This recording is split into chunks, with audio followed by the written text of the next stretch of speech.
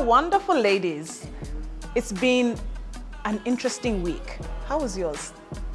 Mine was okay. It was? Yeah, busy. I kind of feel like some weeks are real busy and then some are not. But I feel like once you get to the second quarter of the year, first of all, that's a point now you're going into reading the budget. Everybody's finishing their money now. They want you to work now. Meanwhile, they've been having the money all this time. Why didn't you call us in March? Yes. We're available. We're lounging in Jan. Why is the panic? Now we are here in this month and oh my God, it's so busy. Please call us. We eat the money earlier. Now here we're eating the money so fast. It's not going well. We're not testing that. So it was a busy one for me. But productive, which is good. Yeah, productive. Good. Not productive. That's good. Barbara, how was yours? Mine was lovely. Yeah. Quite eventful, but lovely. Wow, pun intended. Properly. Pun intended, I like that. What was mine like? As you said, people have now realized that work and life has to happen. And thankfully, they're inviting me into that space. I love to be in the space where people are like, I want you to be part of my life. Right. And that's what's happening this quarter of the year, which I love. Nice. Absolutely. Love it for you. And I love the meadow green on you. I love the black and white. Thank you. People, it's lovely. We are serving today. Hot sauce. Hot sauce. You are serving hot sauce, the hottest. The week was good. I get to be a part of people's life's journeys, and I love that. When you invite me and say, Beverly, become part of my life's journey by doing this, that's how the week has been, and I am relishing it. I absolutely love it. What else do I love? You know I love to travel. Yeah, you said that. I said what, 70 countries? By the time I'm 70 years old, I want to travel to every country in the world. Okay, yes. There are 159 countries, and only 2 don't belong to the UN. 195 countries, only 2 don't belong to the UN.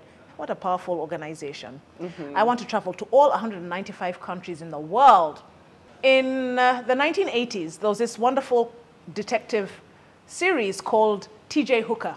One of my favorite actors there was called William Shatner, who also acted in Star Wars. When William Shatner turned 89 or 90, he traveled to the moon. In one of the rockets launched by one of the billionaires in this world. And he said it was his dream to travel to the moon at the age of 90 and return. He returned to tell that story in an interview on CNN. He traveled to his dream destination. Have you thought about what your dream destination would be? You know, when you give such examples, no, when you give examples of the moon, I'm like, where do you go from there? I'm like, I want the planets. I want the planets now, because where do you go? Let's say Malindi, but no. After the moon, where to the moon? Where do we go? Beverly, really? Who asks their friends such questions?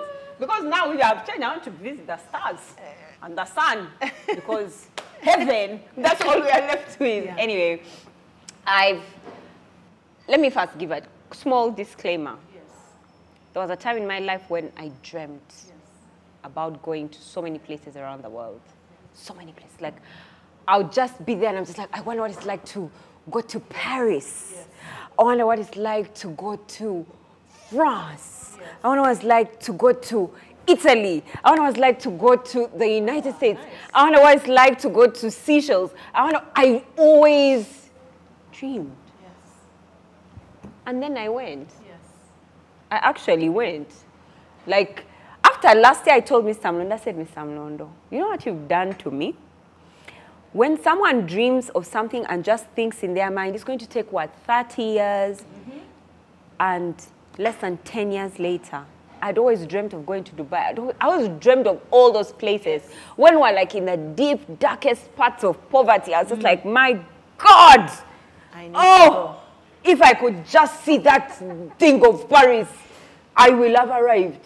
So when I went last year, I was like, I have. Yeah. So what did it do to your sense of dreaming? In that place right now, I just feel that now the world is my oyster. If I want to go, wherever I want to go, if I want to go, so now it's no longer a dream, unfortunately. Yes. But there was a time it really was a dream. But I'll tell you something. I have some dream destinations for my mother. Yes. Can you imagine? It's no longer about me. Now I know deep down that if I want to travel somewhere, I just need to save X amount of money, call this person. Like I've done it before. Find the time, and then I go. But for my mom, that one. Yes. Now the dreams I have are for her. She's the one I want. I want to take her. I want to ask her, Mom, where do you want to go? Now she says, I want to go here. Fine. Let's go. Let's go. Because now that one, I can't yet do it as easily as I would like to. It takes a bit more time, a bit more saving, because she's not in your everyday budget. So this year, our families came together and we took our moms. Excellent. Brian's mom and my mom, we took them to Dubai. Give me 5. Wonderful. That dream is that is so beautiful. It's been surreal and it was a surprise. Yes. We just told them, pack your bags. Come, take pictures. Where is your passport? We said, who is taking you anywhere? They actually found out where they were going just before they went in for check-in. They were so excited. Well done. Well done. Yeah, thank you. Good job. Thank you. So I've started to live also that dream. So soon I'll just be wanting to go to the sun. Okay. Yeah. Okay. After this story, I went to the moon. Anyway, mine has always been, and until I go, Greece. Santorini. You know those pictures we see of the white, the little hotel with the blue, white, with a blue background, the blue water. I just imagine myself walking down in a flowing dress, taking pictures, having woken up like at 11 in the morning, had a spread of breakfast. Oh my God. Yeah, so for me it's really Santorini. I love that. You know, she came and asked me because I traveled. And then you're like, what is it like? Then I told you, then you're like, stop, you're killing my dream. She says, by the way, those white things, they are not really white. Even the water is edited. No, by the way, it was I shall experience it. No, and I'm so glad that I didn't tell you. But when you go, please give me a call. I won't. Unedited water. Yes. No, by the way, the water is blue. Yes. Yeah. The buildings are white. Yes. The windows, the domes are blue. Yes. After that, the rest of your dream, call me. Yes. No, that's the dream. It's okay. That's the dream. Yeah. You will have arrived. I want to go to a place where I can experience peaks. I remember going to Mexico and I climbed pyramids. There's a pyramid called Pyramid de la Luna, Pyramid of the Moon, where they imagine you're receiving energy from the moon, and then Pyramid del Sol, where you're receiving energy from the sun. The closer I am to those elements is my experience. And therefore, I want to go to a place which I hear is in New Zealand, where it's the highest peak for bungee jumping. I've done bungee jumping in Ginger. It was thrilling and so frightening. It really was a frightening experience. I want to experience that, or skydiving in Canada. For me, it's the experience. I want to go to Canada where they conduct skydiving, because the higher you are, it's so exhilarating. There's nothing like it for me, and I want to experience that. Oh, no, close to the clouds. You should have said experiences. I would have given. She said destinations. Destination in the clouds. That's my destination. I can only do that. We beg to be released. Release us. You've talked about this thing, and I always tell Brian, like, if we were to travel, I would like to travel to the places that I call the est places. Yes. So the place with the clearest water, the place with the highest mountains, the highest. I think that's really longest river. Yes. You know, I'd never gone to the actual source of the Nile until this year. I was like, I'm at the source of the longest river. So I want to go to the place where there are the highest peaks, and New Zealand has that high bungee jumping place. Right. Canada has a place where you go skydiving. It's safe, good trainers. So I want to go there because that's the place where I'm close to the clouds, it's safe, and people who experience it come back with stories. I've had 2 friends who've gone there and come back to tell the story. So I want to go to a place where the story is endless. And it's near the clouds for me. Yes. Oh, anywhere near the clouds. Anywhere near the clouds. Yeah. This holiday has been wonderful for me because it's been extended for some reason, and so I've had more time with the children. They've also spent time with their grandmother. They love being at my mother's place, and I enjoy that they have that side of our families. And I thought about what's it like to be a parent. I've been a parent for 15.5 years. I have experienced parenting from the age of 4 or 3, maybe. Sometimes it's wonderful, other times it can be venomous. Right. Sometimes there are moments where everything is blackened and darkened and you wonder, why did I do this? How do I reverse it? Then you compare, what was life like before I was a parent? There's no reversing that. Right. Can we imagine what it was like before? Do we remember? Do we want to remember? And then you go back to the parenting you experienced when you were a child. It wasn't all lovely, was it? Let's be honest. No. Was it? Did you always love your parents? No. Did you always tell everyone, I have the best parents ever? Or did you compare? Meaning that maybe there was a form of toxicity which you can't explain, but maybe you can articulate it now in retrospect. Was there any form of toxicity that you witnessed when you were growing up? Any parenting that was toxic and you felt this shouldn't have happened, or maybe even in your current life, witnessing that toxic parenting and you raise your arms at it because you absolutely find it unacceptable.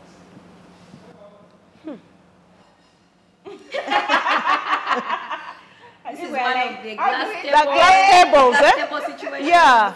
Yeah, it is. They're on the edge. Yeah. Anything you do will sort of topple them.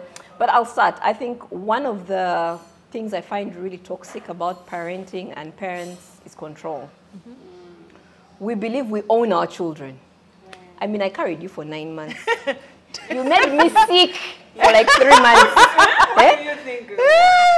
I own you. Yes. So we believe that everything about our children really is us. And they owe us. Yes. Even that thing of, you know, any small thing, like, do you know what I have been through? Do you know what I went through? Those are 2 reasons. Those are 2. Those are 2. Let's start with control. Owing is one, control, and then owing is another. That I will not even deal with owing.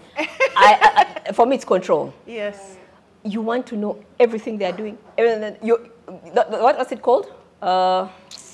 When you're hovering over, is it? Micromanaging. All of us, we are toxic. Pilot parenting. What's that thing when you're hovering over your children? There's a name for it. Helicopter parenting. Helicopter parenting. Yes. So every 3 minutes you're entering their bedroom. Guys, what are you doing? Mukolachi, I don't hear you. Have you eaten? Something? Have you drunk? I think what you are saying is keep quiet. Yeah. It's a lot. Oh my. Oba, I'm shouting. You're shouting too much. That's too much. So for me, that's really one of them that I've witnessed. Yes. I could speak about attachment, but it might be somebody's answer we'll here. Continue. But mine is control. Control. I find it really toxic. Yes. And for some people, it's continued into adulthood. Where a phone call from a parent, they look at the phone and then they first check themselves. Yes. Sort of, you know, they check themselves. You have teenagers who can't even make decisions because they want to ask, Mommy, what do I wear? How is that my business? You wear, you know. What do I, my friends, what they need to adulthood, people's marital partners, their choices, where they want to build. Like someone wants to buy a plot of land and they want to ask their parent. Because they know if they buy where the parent does not approve, they're going to hear a mouthful. Right. Even in their own parenting journey, they want to ask their parents' opinion for it. Yeah, so for me, I think that control is really one of the ones I've witnessed. Yeah. Ooh. You. I'm like, oops, I'm a toxic parent.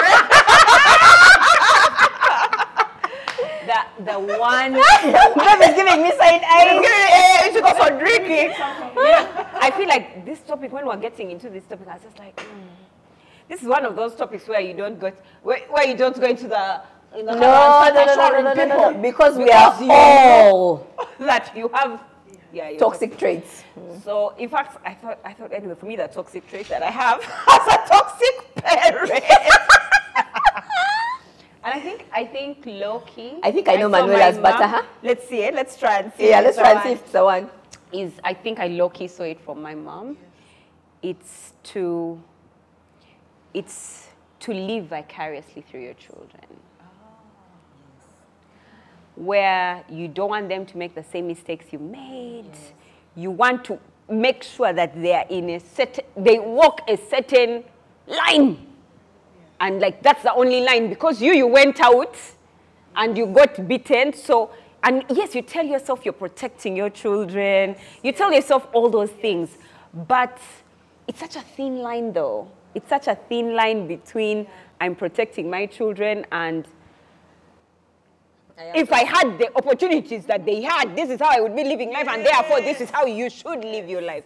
So I low-key feel that, not low-key, I really think that that is one way I have seen toxic parenting.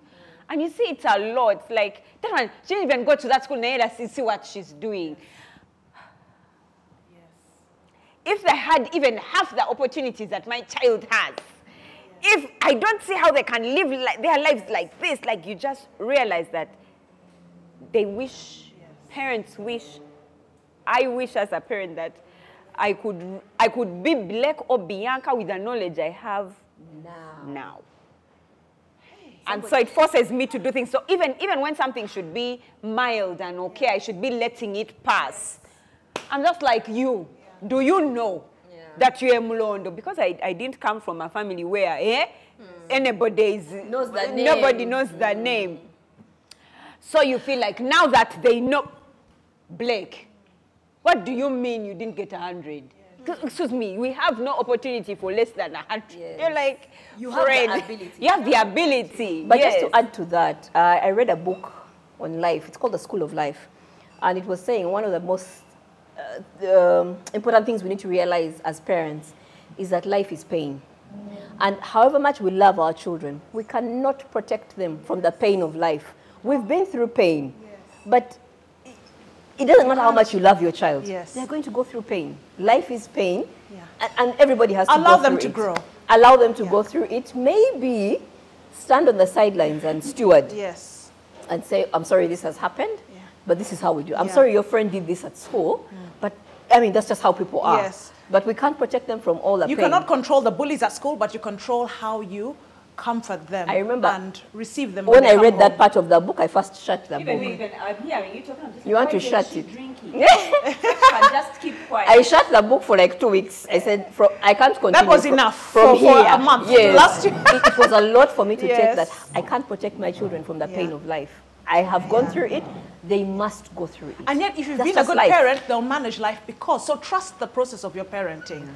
That's a hard one, babe. Like, I hear people say that, like, trust the process. But I'm like, well, what if you didn't parent right? What if you find... What are you trusting? Just the other day, and this was a really painful one, a mom went through finding out that her child had committed suicide because they couldn't manage their emotions.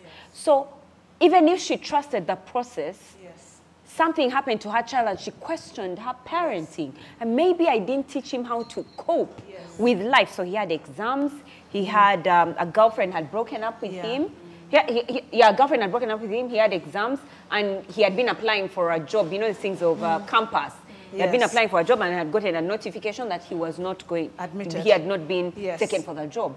After he just got that one, the girl has broken up with him. He's wrote a letter and said, I'm sorry, I can't manage life. What is life? What is life? Well, it's almost like you have a prayerful family, they genuinely love you, they provide for you, but a child will still make wrong decisions. It doesn't mean that your parenting was questionable, but how much can you control? We talked about it. You can control. Yes, you question. You do question.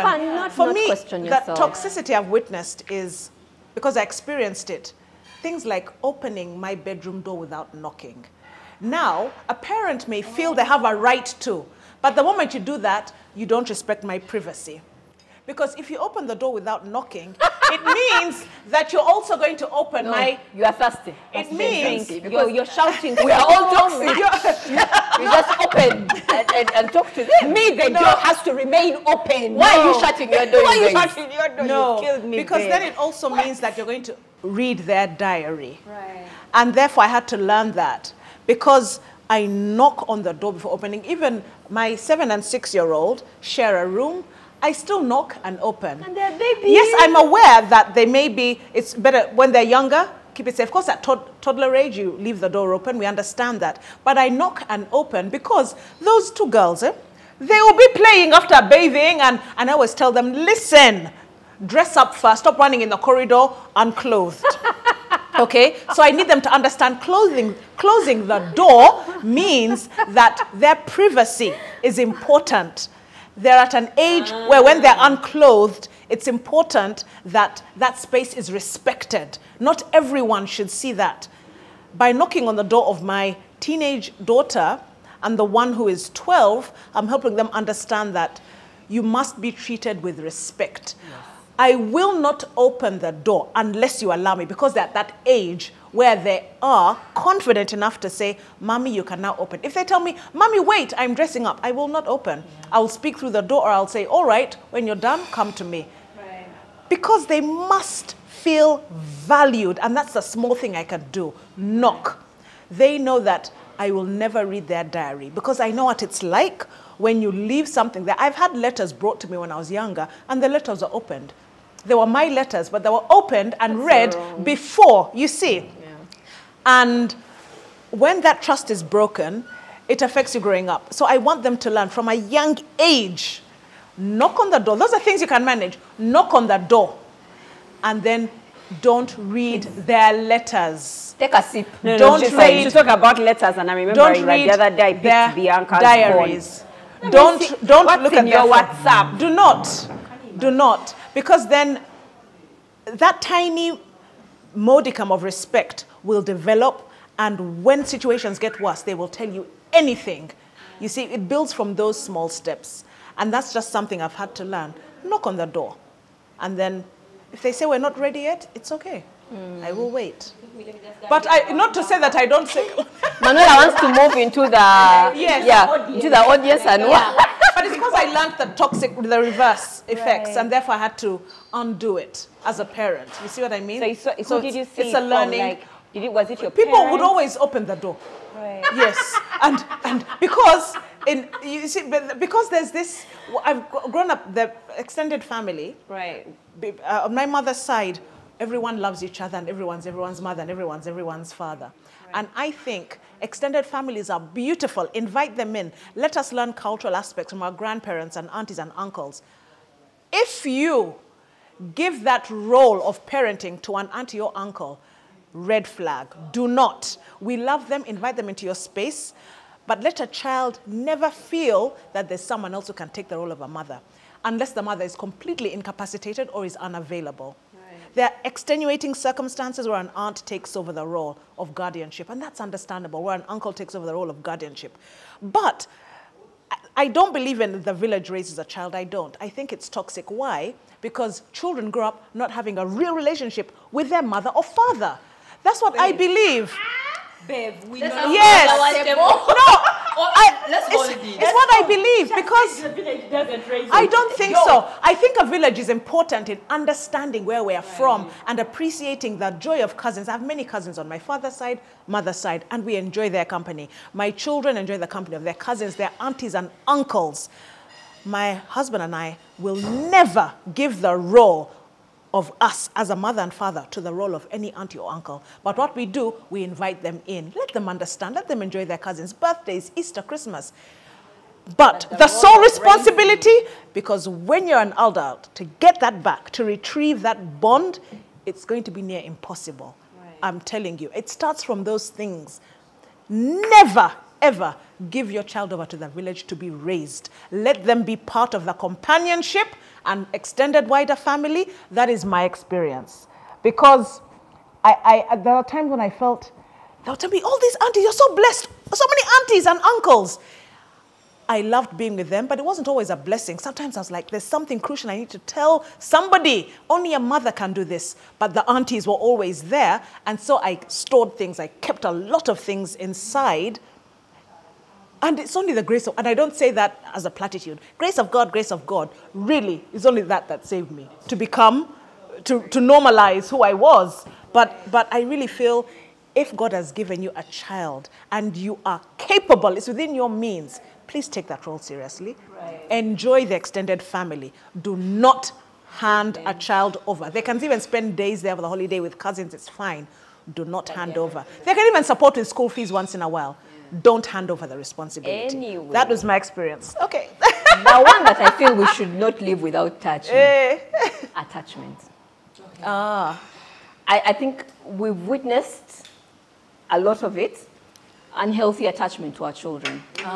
Some people have grown up, have had painful experiences growing up. So when they get their child, they hold on to their child as a sort of relief from the pain. Some people get fulfillment and satisfaction. They try to get it, what they should be getting from a spouse or partner or what, from a child. Some people believe the child is their trophy, their medal.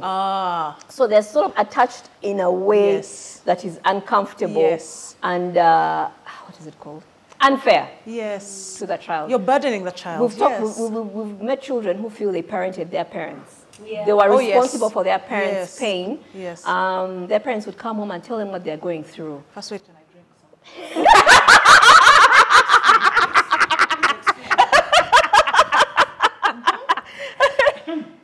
There's a word. The tables are shaking. You've had a painful experience at work and you come back and you're telling your child, they don't even have the shock absorbers for it. Your husband has done something wrong and like, your father, they don't have the shock absorbers for it. Beverley is finding out she's toxic. And then the child is trying to comfort you. Yes, they find themselves comforting the parent. And then they grow up, and there's a toxicity they're carrying because it is a parent's role to comfort a child. A child shouldn't be holding that place. Please find another adult to do it for you. Adults, you have problems. Our children, they listen to us well. They don't judge us. But they are sweet to us. They say, "Mommy, sorry." They are carrying pain. They are carrying pain, adults' pain that they should not. There's a word for it. The term in psychology is actually enmeshed. Where there is no boundary. The child and the parent are like this. So there's no boundary. The time mommy wakes up and she's in a bad mood, the child is low. The time the child is in a bad mood, mommy is low. She's asking, "Are you okay? Should I take you for ice cream?" Please allow the child to have a bad day. We all have bad days. But when you're in that unhealthy, I want something let me drink. So I think another toxic way really is attachment. And because of that, they find it hard to let go when the child needs to move on. The child needs to travel. To study. And the parent is finding all sorts of excuses. No, that university is expensive. No, that country, they have bad manners. Even they teach you bad manners.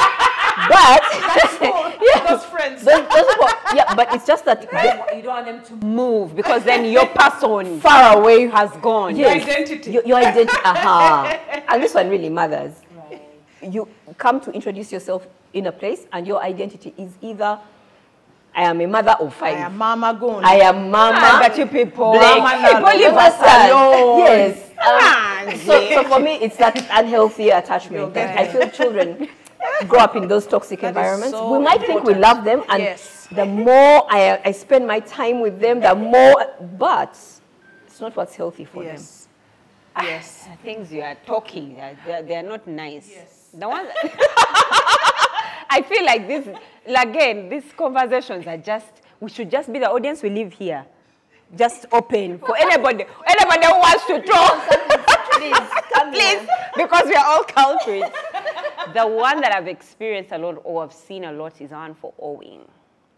Where parents are just like, because I did X and Y for you.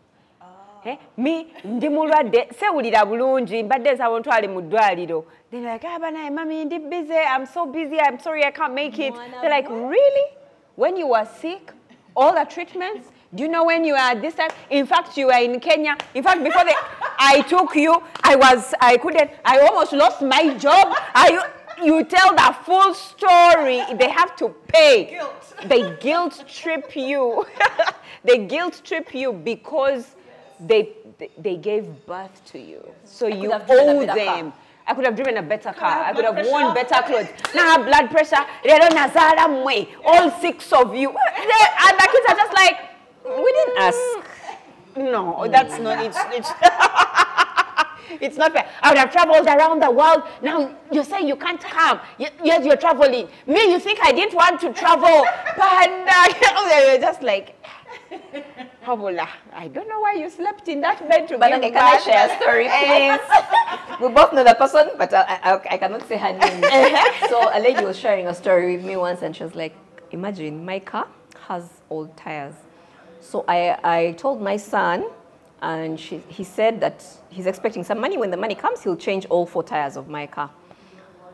Can you imagine when the money came, he called me and said, Mommy, you're going to have to wait because I've decided to buy my wife a car, but there's money coming. The next batch of money that... She told me how that boy was born premature. She spent days in hospital carrying him inside her dress. She paid school fees for him out of the country in dollars. She could not buy herself new shoes until his degree was done. She paid for let me tell you. But of course, now you know how I operate. Yes. The minute she said that, I said, but why didn't you ask your husband? Right. Like, why is your son buying the car? Your husband. You call your husband. He's taking care of his wife. He's taking care of his wife. Let your husband. Also, you call your husband. Like, it was really a no-brainer for me. Like, you still have an alive husband who is earning, who is working. Why is your son changing your tires? Right. Let me tell you, I laughed. It was such a hilarious. We were taking a walk together. It was so hilarious. She told me everything she has ever done for her child. Cut tires.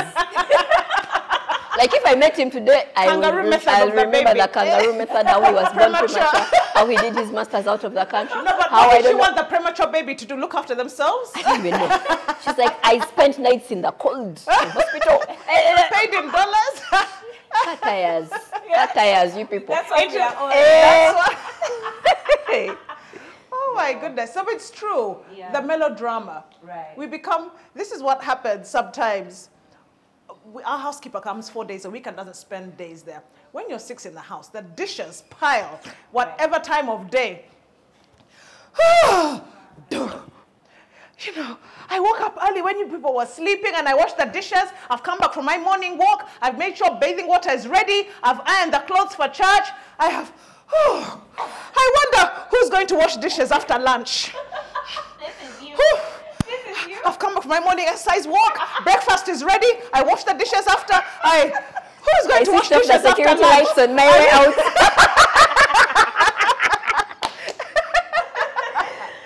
And you don't. And by the way, my eldest said, I was going to do that anyway. You didn't have to. Because do you notice that usually they're going to do it anyway? Don't give them a list of duties. Because when they're teenagers, 12, you've raised them in that way. They're going to do it anyway. And I get that a lot.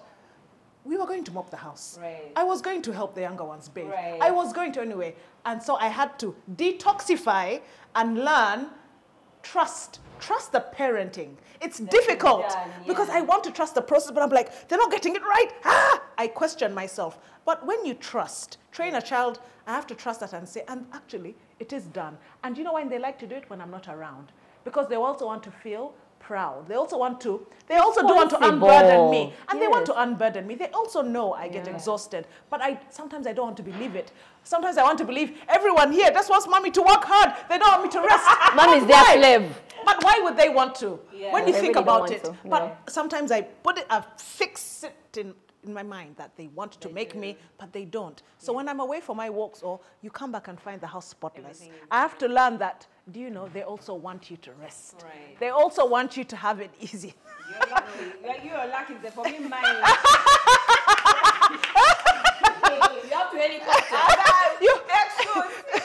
Incubator. They know how to just walk away from the plates and leave them there. Because they've grown up all their lives not washing. They don't know maids. They don't know. So in their minds, they just see clean. So they can come and ask, there are no glasses. There are no clean glasses. I'm like, what did you?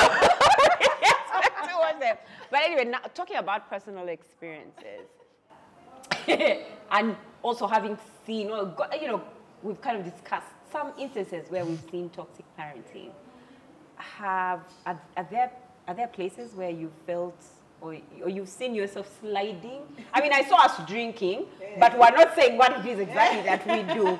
So I'd like us to talk about how we ourselves are parenting. Over being toxic. Yeah. I think mine was, because really it's a work in progress and I've worked on it, was attachment. I was so close to my daughters that even as long as you knew me, you knew them. I went for parties with them, I went to church with them, I went to the salon with them, I went to the market with them. I went, like, everywhere I was with them. I went for events with them, even when they were little. I went for meetings. As long as you had a meeting over the weekend, that's their time, eh? I'll come for the meeting. I'll not say no. I'll come for the meeting, but there'll be 2 little girls there. Yeah. So there are parties that they'll send invites to and say, guys, no children, but Barbara can come with hers. Because they knew, the minute I read no children, I'll be like, I won't go. Wow. So if they wanted me to come for the party, I had the exception. Right. Because I like this one with her kids. People threw me birthday parties or dinners, adult time, like at night. Like, and they would call and say, you can come with the kids. Because we know you will not enjoy when the kids... I thought that was love. I thought that was... I mean, that's what mommy does. And then they were so involved in my life as well. They knew where I was going. If I was not going with them, they knew my friends. They knew my business. They literally knew even things children should not know. Right. Because I was so attached to them. And when I had children, I sort of felt like missing pieces of my life had come. Right. So, which is okay, but I went overboard. So I feel like, for me, that's really mine. They go to Taiba International School, which has boarding and primary section. So they went, the first year they were there, they were, nah, Mommy, our friends are in boarding. I'm like, okay. So they begged. One of them teases me and says, Mommy, I begged you for 5 years, literally 5 years, to go to boarding school. And my answer would always be, no. And when they'd ask, but why? All our friends are in boarding. You don't have an answer. No, I did. I'd say, guys, I'll miss you. Oh. That was my answer. Oh, my goodness. Yeah, I'd be like, no, because I'll miss you. They're like, Mama, we come back over the weekend. And one of them even promised. She said, I will call you on the matron's phone every night, Mommy. Me, I promise, I'll call you. I told her, no, it's not the same as you being in the house. And which was true. The only reason I did not want them to go to boarding school was I felt I would miss them. Is that healthy? No, that's not what they wanted. Yeah. They wanted to go and be with their friends because the boarding school, it's awesome. It's a really awesome boarding school. Mm. So, for you, that was. I feel like I'm in an AA class anyway. Hi, Barbara. My name is Barbara. I'm a toxic parent. Yes. And I've been toxic for the last 15 years. Yeah. For me, it was not allowing Emmanuel to parent. Sometimes our firstborn, Agasaro, you learn a lot from the firstborn, isn't it? And also, she was a cesarean section. My secondborn was born of natural delivery. And I feel that changed the parenting style. I was more relaxed with her. With the firstborn, because it was cesarean and because it was a new parent, I was a new parent and everyone from work came. We had started a new job. I started a new job. A year after we had got married, we had this baby. Everyone, it was near the church we used to go to, KPC at the time. We were at Case Hospital, across from where KPC is. KPC is Kampala Pentecostal Church. Everyone who received the text message, there was no WhatsApp, came into the ward. Case Hospital was new in 2008. We were in a room where the bed still had the polythene from the store. So it was that new. The room was large, everyone, photos. I remember raising her. I don't think I allowed Emmanuel to also be a father because I had read What to Do in the First Year of Parenting. You know those books by, is it Miriam Stoppard? I had read all of them. I had gone onto the limited internet that we had in those years, and I said, I have got this. People would come, Zion is dressed in pink, pink, pink, the sheet is pink. The next day, she wore pink, yellow, yellow, yellow, yellow. Blue, blue, blue, blue, blue. Oh, da, da, da, da. Everything had to be perfect. Let me find she's wearing blue, and there is a pink sheet. It must...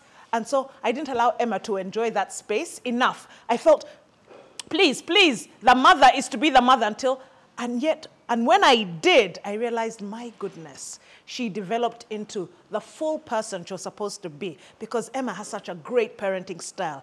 He's so relaxed with all the children. He's so relaxed with them. He could make them laugh easily. With me, it was, can you fit under the breast and I breastfeed you?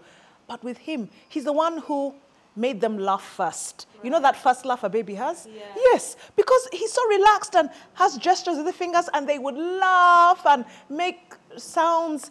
When I allowed him to also be part of Agasaro's life especially, I said, now. So that was me being a bit toxic by not allowing them to experience the wholesomeness because the father was present. So if the father's present, let them be. Yes, I learned a lot from Agasaro in that way. That was my toxic. But even now, I still feel, has he got it right? Going where? What? What? Yeah. You know? Yeah. Yes, yes. But it's a, what did you say? Progress? We're learning. We're work in progress. Work in progress. We're That's all a work in progress. Yes. No, so me, I came here knowing that I was going to talk about the one that, you know, you kind of live vicariously through your children. They have to be perfect. They have to do things right. But then I had you talking about like things like privacy. I'm just like, no, I'm not giving them privacy. Like even now, I'm just like, no. Like I'm not even a work in progress. I'm not in progress at all. I need help because I'm serious. Like just the other day, I was on Bianca's phone. I was just like, hi, surprise check. Pass me your phone. I'm serious. Yeah. Who are you chatting with? I'm serious. Well, maybe because at that age, I think she's maybe at that. I don't know. But I just know that I find it's a question. Yes. So you're writing to Uncle Mon. You think he's not busy? You think he has no work? You think, exactly. Yeah, as I was saying, on the other side could have been happy to receive. He was so happy to receive from his 9-year-old niece. I'm there giving her. Status. What's this you are sending in status? What I sent a message. Ngahan, you know those pictures where the nose is big. I said, now you see this picture. Couldn't you take a better picture? What is this you are sending? And now you send status. You should go to block me. Before you become tough on yourself, you must have had a reason because she's 9. So you I know you must have had a reason. It's that living vicarious. I don't want to say living vicariously. It's that thing where if I as a child and being in the early childhood sector, I fear. I think it comes, for me, it comes from a place of fear. Yeah. It comes from a place of fear, knowing what's available on the internet, knowing what people are able to do. I mean, I've done a surprise check before, and I found what I didn't like before. And so as I continue to check, and I feel like in so many ways, my mom did that also for us. She really did do a lot of surprise checks so that where you are, you don't know when she's organize coming. Yourself so that whenever she comes, she always finds you organized. That you're organized. So when I heard you speak, I mean, my children's doors are open. Yes. If you want to dress up, you can dress up from that corner. In that where we can't see you. But I can pass by. Yes, all right. And I say hi, and I sit down. Yes. And I say, yeah, dress up. Or when they're showering. So maybe at this age, it's okay. Yes. But if we hadn't had this conversation, I foresee myself still doing it. When they're much older, yes. Older. So maybe that's where, for me, I'm seeing the toxicity that maybe it doesn't look like toxicity right now. But if you don't check it, But if I don't check it now, maybe when they're older, I'll feel the freedom to continue checking their phone. I'm the one who bought that phone. Yeah, when you buy your own phone, you can keep the privacy. And yet, is that true? Because if she came and said, Mommy, I bought my phone, I'd be like, oh, where did you get that money? Who allowed you? Who allowed you? In whose house? You can only have a phone you've bought for yourself when you are living in your own house. Go and find a house. Hey, she's 15. What if she tells me, Mommy, I found the house? Then what do I do? No one leaves my house unless you're 18. Like, what? To what end, you know?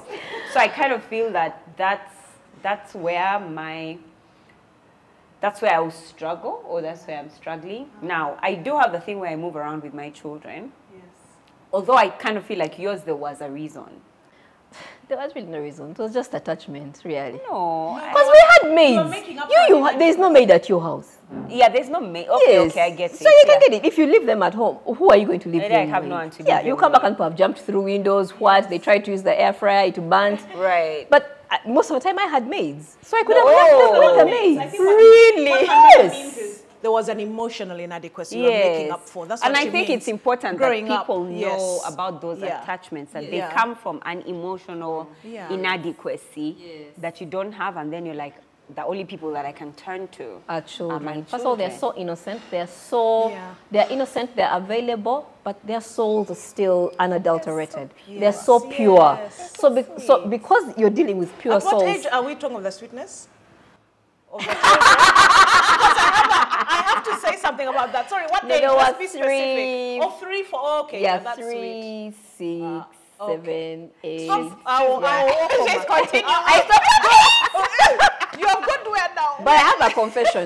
Babe, I think we had a conversation about a month or so ago. Yes. Or more. Yes. With Babe, and she told me about the boundaries, reading the diary, Yes. and what. I told myself, I'll start knocking at that door. The first time I knocked, no one was answering. I was so sure they're in their room. I knocked. When I opened the door, I said, women, so you didn't hear me knock? So one of them is like, ma'am, why even shocked? Because no one knocks when they're entering here. We didn't know whether to answer or to open. I was like, wow. So they were sitting on their beds and they're just saying, what's happening? Yeah, so anyway, from that day, I really, unless I forget, but really 99% of the time, I will knock before I enter their room. Yeah. Especially when they're that age. Yeah. That, Which know, age you said above? 10 above. Yes. Right, When they're younger, of course you knock. You don't have to wait for them to say come in when they're younger, like 6 below. Just knock and open. No, but let them be aware that the reason the door is closed is because we don't see unclothed all over the house. There's no 6-year-old in our house. Okay. So they're all 11 plus. So really that one we must know. I'm now looking at Blake. I'm going to start closing his door. June is his birthday. His birthday? June. I see. I'm going to start locking. My dear, just like know a month. I'm ready. Yeah. I see we can all identify. And I'm sure now that we've spoken about it, even you can identify. Yes. But how do you know when you're the perpetuator? When it's you who is being toxic. It's so easy, by the way, to see that your husband is the toxic one and you sit with him and say, let me tell you. You can talk to the kids without quarreling. I've done those ones. Oh. Tell them what the point is. But don't quarrel. Just, But how do you tell when it is you being toxic? I mean, it's been easy here because we talked about it. We identified what the toxic traits are. There are probably other toxic traits we have that we've not identified. But how do you know when, well, you've mentioned it. There was a time when I was constantly angry, but it's because there was something happening in my life that made me angry, and I exerted that anger onto my children when we had 2 at the time. And my husband told me, you're raising your voice unnecessarily, and the children will then withdraw from you without you knowing. In 2014, I remember Zan was 8 or she was 6. That's the age when they start drawing parents' faces and what. She drew a picture of me, and usually they draw a big smile, hair that's standing, triangular, body for a dress. Stick arms. She drew my face, and I was crying. And I said, why is mommy crying?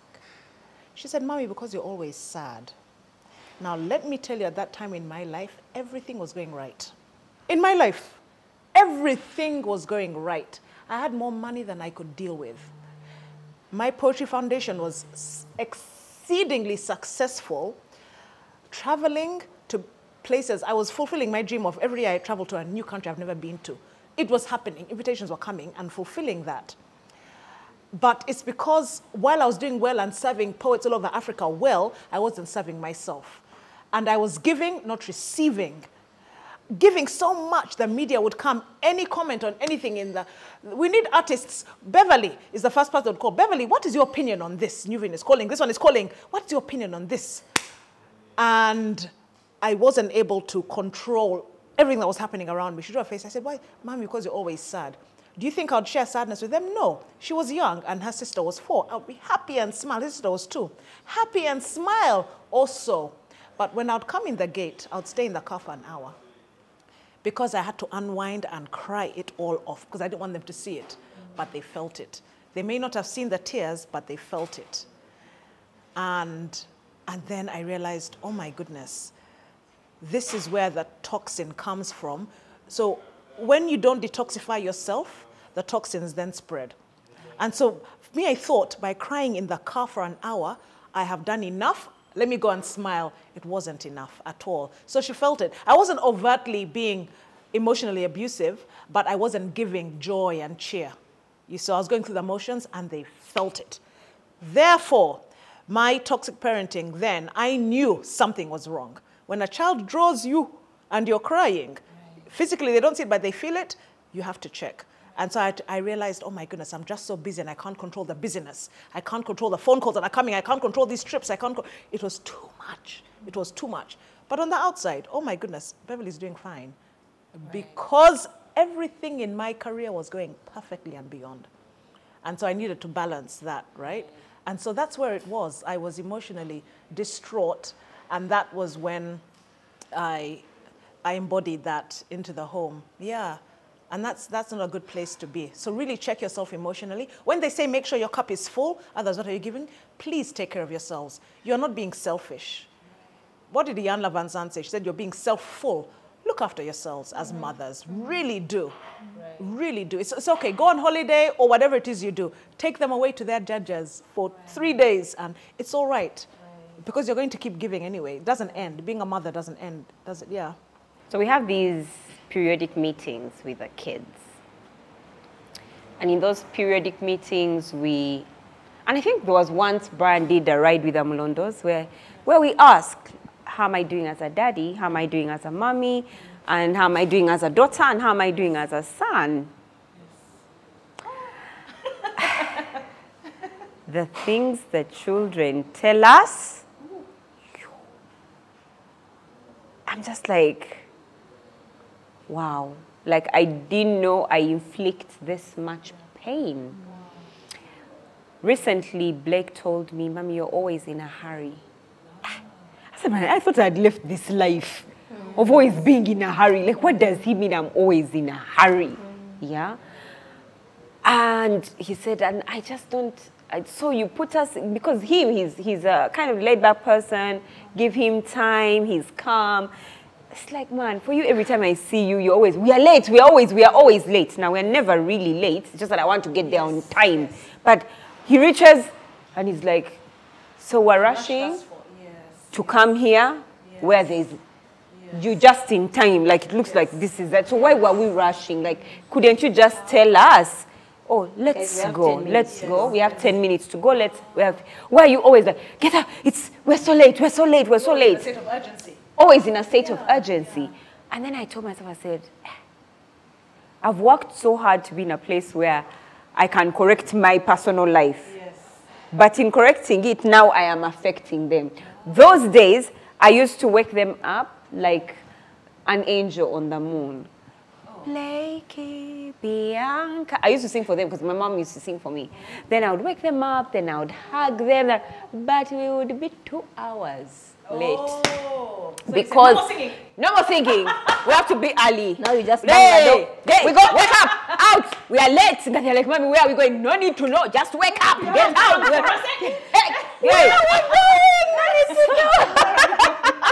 No need to know. You'll arrive. There's only one way to know. Get in the car. So we arrive on time, and I'm excited, and I'm happy, and I'm early. But Black is like, nah. That's not working. I've missed my moment. Can we just relax? Can we cool down? So for me, I feel like, and people don't agree to this, but your children are usually a very good indicator on how you're doing as a parent. Because I feel like in so many ways, if my mom had asked me or my dad has asked me how I think they were doing as parents and I was allowed to speak, I would share, not as a parent, but as a child. Who's receiving the parenting. And Mommy, when you do this, I feel like this. Daddy, when you do this, I feel like this. So I feel like parents are a very good indicator. Another very good indicator are the people in your home. So your husband, your spouse, your whatever. But the bad thing is whenever they talk or comment, you fight. What do you mean? They may have to raise the children. What do you think? Now you want him to be bad mannered. Okay, you do it. Kale, I've left him. Okay, he's all to you. If he gets spoiled, baby, my God, like you talk so much, yet they are trying to give you feedback. The last one, and I think this one is the most, it's hard to tell, but I think it's so important. The temperature in your home. If you come home and there's no joy, you people, you can tell when there's no joy in your home, where everybody's in a, they're so, or there are lapses, there's joy, then they eat, there's quiet, and everybody's, someone is toxic. someone is toxic in your relationship, if there is no joy in the home, if they keep quiet, if they draw back, if they have an issue, a problem, and they can't talk about it, yeah, I really honestly don't believe children have the capacity to be quiet about certain things.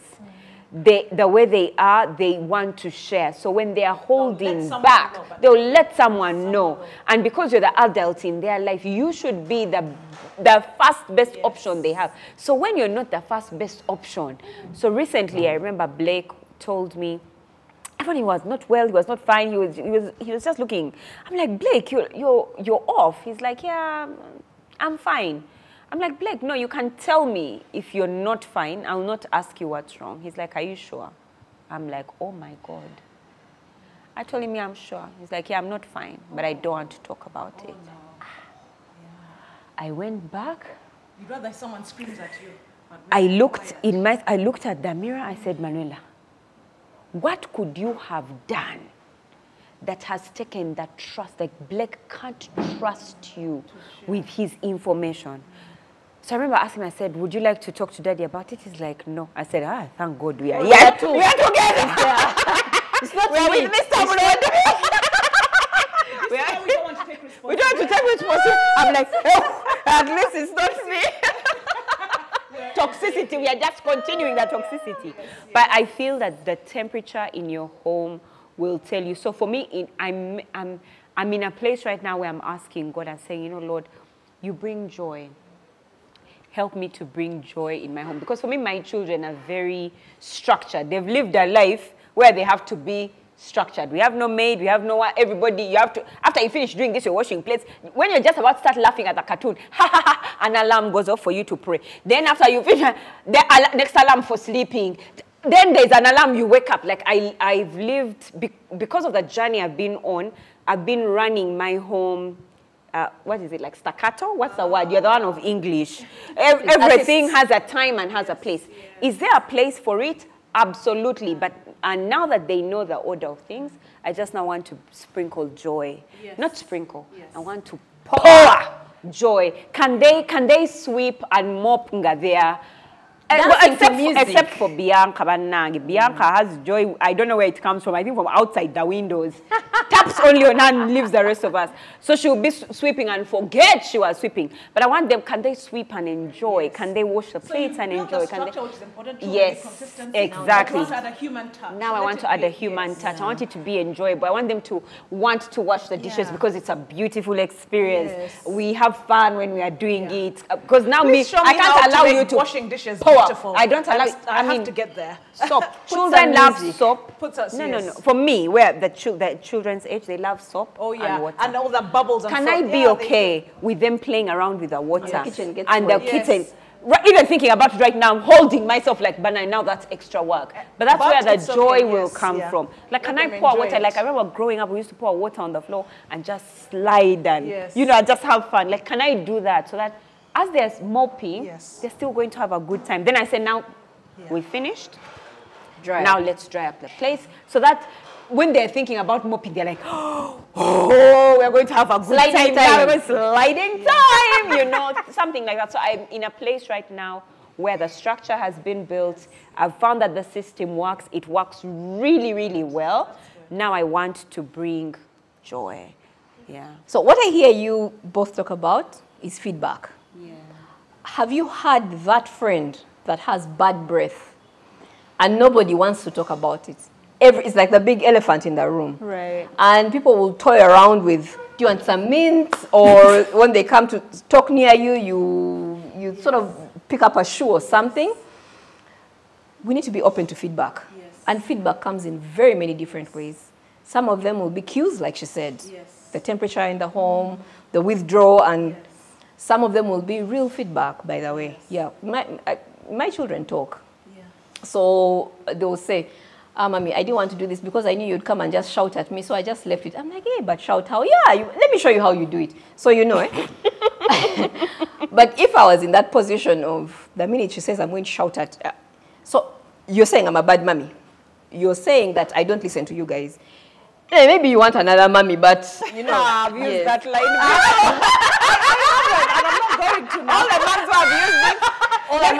it in the comment section. Yes. So, you know, I've had comments like, Annie, mommy, you're okay, but you're too tough.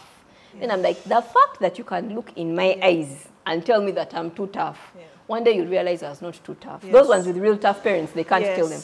But after she says it, I go back and say, but if I had found her doing this, would I have shouted? Yes. Do I need to stop shouting? Yes. So can we be open to feedback? To feedback. From spouses, from even the maids sometimes will share and say, yes, of course, yes. But auntie, I think that, you know, and then you don't rain down on her with all that you have. So being open to feedback will help us to realize where we're toxic. And when you receive the feedback, please do something about it. Right. We've had our housekeeper for 15 years since our firstborn was 3 months. She used to live with us, but now she's here 4 days a week, and she doesn't spend a night. So she's seen all our children from a really young age, infancy, and now they're taller than her. 2 of them are taller than her. Isn't it amazing? And they've known her for long. I really value that because many people have had challenges with housekeepers. For me, I played this trick, but the way my daughter is witty, that teenage age when they're so witty, and you can't quarrel with them, they have not insulted you, but you can feel cringy inside because they are one up on you, you know. When there's a score, 1 to Agasaro, 0 to mom. Right. My daughter's really witty. And I remember we were renewing our Wi-Fi. The amount I had on my phone was the exact amount that I needed to renew the Wi-Fi for the month. And so I thought I was being clever. And I said, come, I called the first 2 and I said, we have a choice. Either we don't have lunch today and I renew Wi-Fi, or we eat food that you'd like and we don't have internet. Think about it. You know what the internet can do? All of us, we're in our own corners, all of these things, the TV is on and everything. Or, you know what she said, but mommy, it's your job to provide. She said, why is this a discussion? You're the one supposed to, and she's, are you going to quarrel? Has she insulted you? No. She has not raised her voice? No. She has not done anything that would warrant a scolding at all. But when she said that, she said it in jest, but when she said, I said, you know what? It was another reminder, because sometimes we need reminders. It was another reminder that actually I am the parent. Why do I have to give them a condition? Stop. To eat. So I tried to play around with it. For example, me, you know how mommy likes to travel? If I had a choice to only take water and tea a full day, or go to a country of my choice, I would take water and tea, but the moment had passed. The moment had passed. For me, I would take only water to go to a country of my... The moment had passed. The damage had been done, you understand? Right. But that, again, was a constant reminder and feedback from my child to tell me, you're the mother. Don't give us options. It's not our job to be in your decision-making at that level. Can you please provide food for us today? Thank you. Yes. I said, Banangi, the ones of these days. You see, she wasn't rude. You understand? Do you see how hard it is? It would be easier if she had thrown a tantrum. But she doesn't throw tantrum. She's a wise 15-year-old. Where? I'm like, you. Who still has below I still have 13. Below 11. I have some years. I have some 3 years to prepare. Yeah. Wow. Now that we are parents, is there any toxic experience we had that has affected us still as adults? Aren't we living? We are walking testimonies of toxicity in our homes. Woo! But I think that parenting is a blueprint. We are a sum total. Maybe 95% of what we were parented, or 90. Yes. A big part of us is how we were parented. Yes. And that is how we are parenting. Yes. Until you make a conscious decision to put a stop to it, you will parent the way you were parented. Yes. Your children will parent the way they were parented. Yes. I read a book called The Conscious Parent. Right. And that's what it talks about. It says it's your blueprint. Yes. If you had parents who didn't listen to you, you will not listen. Because why are you listening? Yeah. Do as I say. Yes. Don't start asking me questions. Why? You know, and you know, we're in the why generation now. So until you realize that, hold on, I am like this because I have an attachment issue. there is an emptiness in me that I need to fill with another adult, but I'm feeling it with a child. Yes. I'm going to put an end to this. I am getting into the house and screaming at everybody Yes. because things are not going right. Yes. My cup is empty. Yes. I am going to fill my cup Yes. and stop. Yes. So I feel like we need to be conscious parents because that toxic parenting has affected us, affected Yes. the parents before us. We can't Yes. even blame our parents, by the way, Yes. because that's how they were parented. It's the Yes. blueprint they have. Yeah. Yes, so Yes. it's really on us to be conscious. Yes. When you're making a decision for a child, ask yourself, am I making this decision for their school for me Or for them. or for them? Am I, Do you want why am I don't think we are winning in this. even angry because children will annoy us? Yes. And then you'll wonder, am I angry with my child because of what they've done or because what their father did? Yes. I cannot hit back at their father, but I'm still carrying that anger. So when the child does something really small and you rain fire on them, I just poured water down here, you know? Yeah, so it's just to be conscious. Why am I mad? And why have I had that outburst? Yes. What is the real reason behind it? Am I fearful? That's why I'm overprotecting. What am I afraid of? Can we address this fear? What happened to me in my childhood that I fear to send my children to spend a month at their grandparents? Yes. What happened to me at my grandparents' house? So it's really to be conscious because it affects.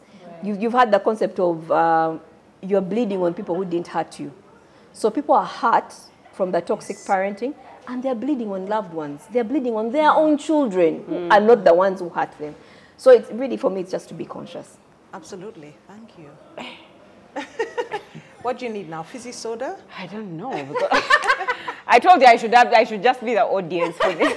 You're not just clapping. I'm just clap. Wow, I swear that's great. I want to comment. I want to just be there. I want to comment. The truth is, yes, indeed, the way we parent is based on how we're parented, but also just who we are. Right now is based on how our character is based on how we're parented. And if you were parented in a toxic environment, you're most likely a toxic person. Yes. You're most likely making decisions from a place of toxicity, and you have absolutely no idea. I like one of the scriptures that tells us that, you know, before you remove the speck out of someone's eye, first get the log out of your eye. There's always underlying issues, underlying reasons as to why we do the things we do, as to why we feel the way we do, as to why we react the way we react. There's always, and it's not always that surface as we think. And many times when you look at the why, behind the why, you realize that it came from, the way you were raised. I'll give you an example. Like, in our marriage, deep down, I wanted it to work. And so I would always ask myself, well, why am I always packing bags? I'm going. Me, the one time I saw my mom packing bags, she packed and left. So for me, there were no threats. So for me, why exactly am I threatening? You know, and I kept asking myself, I'm like, okay, so why exactly are you threatening? Because you want Brian to see. I want Brian to see what life would be like if I'm not there. Yeah, you understand? Then you ask yourself, so why is it so important for you, for Brian to see what life would be like if you're not there?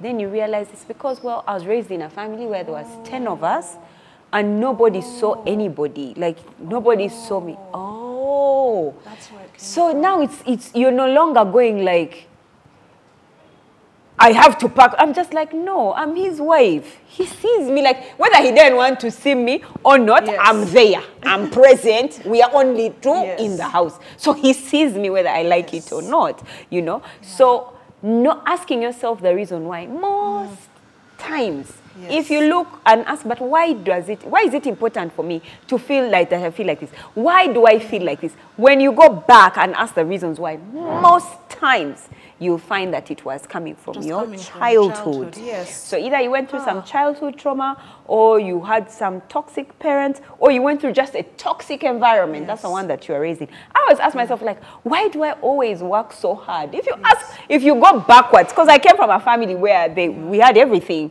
So why am I working so hard right now? If you work backwards and ask, but why? But why? But why? But why? It's because you find that you had an uncle who said, but you now, the way she is, she thinks that they're beautiful. She's going to sleep with men and finish them in this country. Now you don't want to be any man's friend, because every man who looks at you, it looks you, he wants to sleep with you. Even those who want to finish. So I'm like, yeah. So you find that when you look back, so I feel that we all are living. We are all living. Is it examples? We are blueprint, as you said. Like she said, we are what we were raised as a child. And I've always told myself that the last thing that I would like to do is raise my children in a home they would want to recover from. I don't want them to go and have to see a psychiatrist because of their childhood, because of the mother they had, because of the dad they have. They have to see someone to help them through their emotions. What kind of stewardship did I do?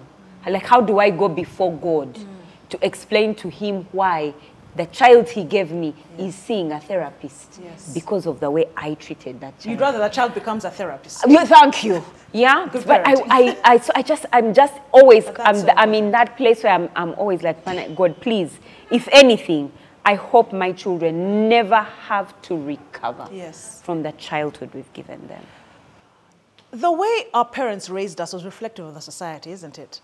It really did embody a lot of that. And I'm going to talk about cross-cultural dynamics. I remember when we came to Uganda in 1985 for the summer holiday. My dad was driving us to Mbale, or maybe the friend he was with. My dad was incapacitated, but even without being able to walk, he was able to drive an automatic car. So we're driving to Mbale every 5 minutes asking, when are we reaching? When are we reaching what? And my cousins who had been living in Uganda were saying, you stop asking questions. Like, what do you mean stop asking? When are we going? But daddy, you said in 10 minutes. How come? We're now passing Torok. That's Torok. How many minutes from Torok to Mbale? Mbale was where he's from, Sironko. We've now reached, where? When are we? It's the most normal thing to ask questions. My cousins born in Uganda were like, you're being rude. No, I'm not. Everyone asks questions where I'm from. How can you not? That's how we behave with our parents. You ask questions. You want answers. Ask the question. When are we? You said 5 minutes, but now it's 6 minutes. Why? You said we'll be here at 7. It's now 10 minutes past 7. Those were genuine questions children asked. If the party starts at 1 and someone comes at 1:03, you question it. They have to apologize that they were late. And so I couldn't understand. But we're so late for this. We said we'd arrive at 7. It's 7:30. Daddy, how are we going to enter the house of our uncles? It's 7:30. We're 30 minutes late. I didn't know that in Uganda it was acceptable to be so late and to not ask questions. 30 minutes late is appalling. You do not appear late. No. Culturally. That's old me. I'm just saying. Upgrade setting. No, I'm just saying. Culturally, ask questions. So when we return to Uganda and children are not asking questions to their parents, I'm like, but so what do you say? How can you talk to your mother like that? I said, what do you mean? I'm just asking her a question that the party that I've been invited for is at 4. So I want to ask my mother. It is now 3:45. Mommy, it's 3:45. What time do you expect to get us in the car and reach there? We're going to arrive on time. And the cousins around will be like, how can you ask? How can I not? I just want to know. I genuinely want to know what time are we going to arrive at the party, because clearly we're going to be late. I'm not being rude at all. Assertiveness and timekeeping was just part of that. And so then I had to really adjust and understand you don't ask questions. Now, it's so difficult to adjust and be quiet when there's a need to speak. And so I retreated into books. That's why I started to read a lot, because books were where all my answers were. Because no one could give me an answer. All they said was, it's not good manners. That's all. Why are girls kneeling down when greeting and boys aren't? Culture. And that's the only answer they could give, because even then they didn't really know why. So all my answers were in books. I started reading from a young age. Is that still the answer? Possibly it is. But I had to understand. I said, and so culturally. So now in a culture that's different, I have to pick the best from both worlds. And I believe that it's okay to ask questions, it's okay to ask why. Be assertive, be bold, but manage it in a way that the children understand boundaries so well. Let them know their place, all right? My children boldly ask, and I'm grateful for that. But they must also know when a no is a no. And sometimes my youngest born does not understand a no is a no. She's at the tantrum stage where she still thinks she can throw down the towel and stamp her foot and get what she wants. But you know, we had a parenting seminar at their school, and they told us, don't spank them with your hands, because the hands is what you used to hug. Get the wooden spoon. Oh, yes, it's working wonders. At least she says, ah! And first I'm like, don't, she's shivering, she's scared. Oh my goodness, and my heart bleeds, because I'm like, do I really have to? But yes, at that moment I do, because she must learn, you see. But they ask, I'm trying to capture best of both worlds. And instead of allowing the society to govern my parenting, in your home you developed your own culture. Because remember, my husband also grew in his own culture. Right. So it's not my own cultural experience that's parenting, it's also his, you see. And they were raised to work hard in the house from a young age. Their mother said, there is no brother or sister here. Everyone is going to learn how to look after the house. Everyone is going to learn how to cook. Everyone, and that was different. He was so close to his mother, extremely close. And he's very close with his sisters. I've never understood, they're so close as siblings. They are so close. But I understood that was how they were raised. Now, as a young child, independence was from an early age. Get your own journey. Find who you are, you know. You are not Mrs. So-and-so. You're going to be an individual. But for them, stick with your... And so you have to understand that while society is important in us understanding how to reflect, let's also build our own culture. It's difficult, but I have to remember, my childhood was different from my husband's, yet he's an equal parent in this. Right. And every day I'm reminded, and you know when you understand that you don't carry the burden all the time. So when I started going to bed early and allowing him, I had to allow him, let him also enjoy parenting without you interfering. And then when we do it together, we know what strengths each one brings. Progress. It's a work in progress. And there are times when I enjoy it, when I allow, and I'm not struggling to control. You have to allow. Right. And it's not always easy. But when you do, increasingly, it becomes easier. And not only easier, more enjoyable, because you want to enjoy it, don't you? That's such a hard thing to tell moms, eh? Yeah. Just not only moms of certain personalities. Oh, yeah. Moms of certain personalities. Who like to control. Banage control. We've gone around the circle of control. Anyway, I'm a toxic parent. I'm not even recovering. Has the door opened just to the room? Because I have work to do. You have work to do. That's all I have to say. And I think that's been the most important part. We acknowledge we have work to do. Yeah. Thank you for sharing your experience, because in that I have learned. I'm a writer. I'm actually going to write in my 10th notebook of parenting. I'm on the 10th and I'm still learning that these are the lessons I've picked. So thank you so much. And thank you as well, bump lovers, friends, acquaintances. Sharing this journey with you is always special. Parenting. If you're a parent, if you have witnessed parenting, you share children with the partner that you live with, you're a grandmother, you're a grandmother-to-be, you're a parent in waiting. What are some of the lessons you have learned, and what can you share with us? Because we're taking this journey with you. Thank you so much for being a part of this. We really appreciate every part of your audience. And we want to appreciate those who have made us look this fabulous. Miss Manuela. Yes. She is dressed in Cadia fashions. Show them, show them, show them.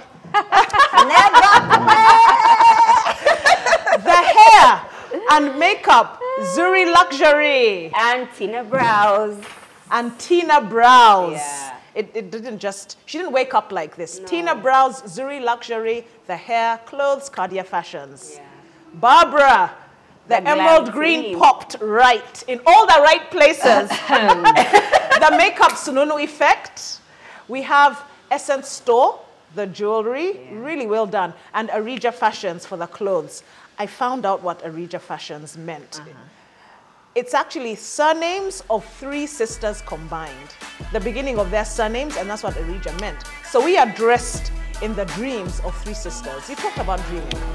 And so this is what has made me look this luxurious as well. Arija Fashions for my clothes, and the makeup by Nisky. The hair as well by Nisky. And if you like it, follow the contacts below. Follow the contacts of all our makeup and wardrobe artists. We'll be seeing you soon. Like, comment, share. Share this journey with us. Follow on the various social media channels. We're always glad to be part of this. And we look forward to seeing you again and again. Take care now. Bye-bye.